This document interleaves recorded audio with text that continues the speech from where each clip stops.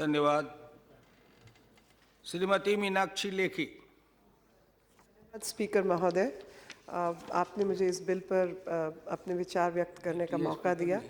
जो acid control act 2014 है, वो कुछ ऐसे नियम बना रहा है जो कि किसी और स्थिति में उपलब्ध है।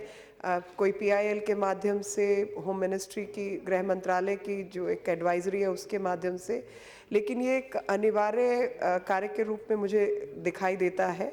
एसिड अटैक जो है एक बहुत ही सीरियस विषय है, ख़ास तौर पर सिविल सोसाइटी और बहुत सारे देशों में इसके प्रति कई कानून बने हैं। सबसे महत्वपूर्ण ये है कि बांग्लादेश जैसे देश में जहाँ पर सबसे अधिक अटैक होते हैं, उसके बाद कंबोडिया और नाइजीरिया, जमैका ये और पाकिस्तान, ये सब देश ऐसी देशों में शामिल हैं जहां एसिड अटैक बहुत अधिक मात्रा में पाया जाता है।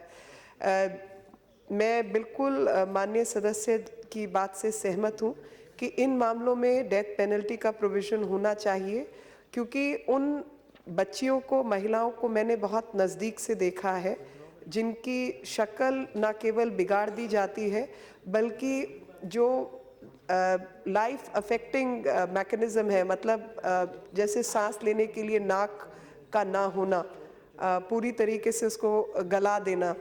और जो हमारे देश में कानून है, जो निर्भया के बाद इसी संसद ने कानून में बदलाव लाया कि लाइफ ऑल्टरिंग सर्कमस्टांसेस जहाँ पर पाया जाएगा वहाँ पर डेथ पेनल्टी होगी, कि रेप हुआ और उसके बाद महिला की अंतड़ी निकाल दिया, हाथ काट दिया, पाँव काट दिया, ऐसे तमाम कामों में जो है डेथ पेनल्टी का प्रोविज़न होगा, क्योंकि आप किसी के जीवन की वो स्थिति बिगाड़ देते हैं कि वापस उसकी लाइफ नॉर्मल रेस्टोर नहीं कर पाते। इसलिए डेथ पेनल्टी का होना कहीं मुझे लगता है एक अनिवार्यता के रूप में संसद को उस पर अपना विचार करना चाहिए।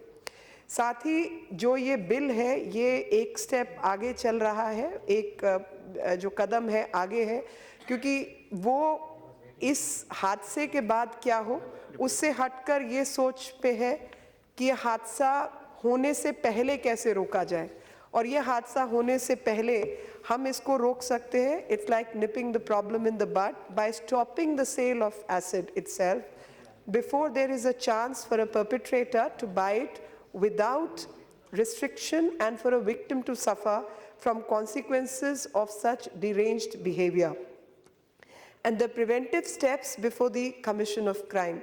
जो बिल के प्रावधान है उसमें एक अपॉइंटमेंट है कंट्रोलर ऑफ एसिड का, जिसके द्वारा जो खरीद फरोख्त है एसिड की उसको जो है केंद्रित तरीके से देखा जाए, और केंद्र सरकार जो है उसको बैन भी कर सकती है कि जो अनऑथराइज तरीके से ऐसा एसिड और ऐसा पदार्थ, खतरनाक पदार्थ बेच रहा हो।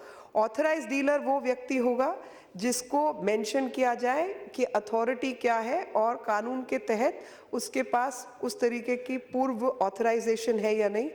पेनल्टी उसमें जो है वो 3 साल की हो और 50,000 रुपये का कम से कम जो है फाइन हो, और या दोनों हो। Presumption of possession, assumption that there will be that accused has committed an offence unless proven otherwise। तो ये जो law of presumption है, ये law of presumption हिंदुस्तान में रेप केसेस में इस्तेमाल होता है, जहाँ पर अगर मेडिकल एविडेंस भी उपलब्ध नहीं है तब भी उसमें दूसरे व्यक्ति को बताना होगा कि ऐसा ऑफेंस नहीं हुआ, या जो भी उसी तरीके की प्रिजम्पशन जो है, बर्डन ऑफ प्रूफ और जो प्रिजम्पशन है वो अपराधी के खिलाफ तय हो कि अगर एसिड उनके पोजेशन में पाया गया अनऑथराइज तरीके से तो उसकी जिम्मेवारी भी उसी व्यक्ति की है। और इसी तरीके से वेक्सेशियस सर्च एंड सीजर, यानी any officer going beyond the necessary bounds for search and seizure of acid can be fined beyond up to 20,000 rupees। This will not be an impediment in officers remaining alert to any offence under the Act and in preventing attacks on mere suspicion। 166 of the IPC provides that any public or private hospital which denies treatment to victims can be penalized, and the penalty is up to 1 year, and that invocation must happen 326A, acid attack describes punishment up to 10 years, and here where we are looking at amendment to this particular section, that the imprisonment could also be increased to death penalty in case it's a life-altering event. Your Lordship, I will require a little more time because certain suggestions need to be made. And the suggestions are in the nature of the practical aspect. As my learned friend said, that law is one aspect which we as parliamentarians can pass, but it is the implementation which brings the change in social setup.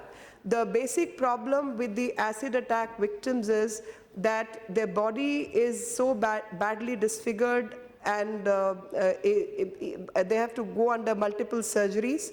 So hospitals need to be sensitized, and in India, there are no skin banks. So we need to work on skin banks, and that should be an instruction to the Ministry of Health, and we need to work on skin banks for grafting processes.